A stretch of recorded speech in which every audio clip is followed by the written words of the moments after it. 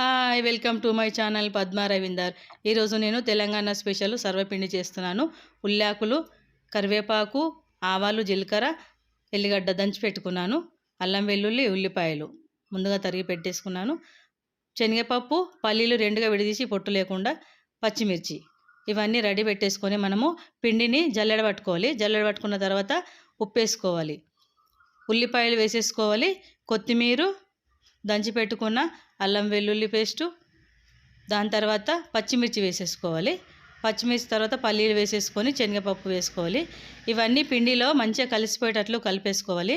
నేనైతే సోడా వాడకుండా గోరువెచ్చని వాటర్ పోసుకుంటూ కలుపుకోవాలి. మనం కొంచెం ఆయిల్ వేసేసుకోవాలి, ఎందుకంటే మనకు చేసేటప్పుడు చేతికి వంటకుండా ఉంటుంది, ప్లస్ అవి విడిపోవు కూడా. ఇలా గోరువెచ్చని వాటర్ పోసుకుంటూ కలుపుకోవాలి. ఇవి ఈవినింగ్ పూట మనం చేసేసుకుంటే స్నాక్స్ లాగా అందరం తినొచ్చు. చాలా బాగా టేస్ట్ ఉంటుంది. నా స్టైల్లో చేసి చూడండి మీరు కూడా. ఇలా పెనం మీద మనము ఆయిల్ రుద్దుకొని ఇలా అప్పలాగా చేసేసుకొని మధ్యలో చిన్న చిన్న రంధ్రాలు చేసేసుకోవాలి. సన్నగా చేసేసుకొని అప్పను మధ్యలో రంధ్రాలు చేసుకుంటూ, దాంట్లో మనం వేడి ఆయిల్ పోస్తాం కాబట్టి కిందికి వెళ్ళిపోయి అది అంటకుండా ఉంటుంది. దానికి ఇట్లా నమ్మత వెళ్ళిపోతుంది పైకి, ఉబ్బుతుంది కూడా, చాలా బాగా టేస్ట్ ఉంటుంది. ఇప్పుడు మనము వేడెక్కిన ఆయిల్ను ఇలా పోసేసుకోవాలి.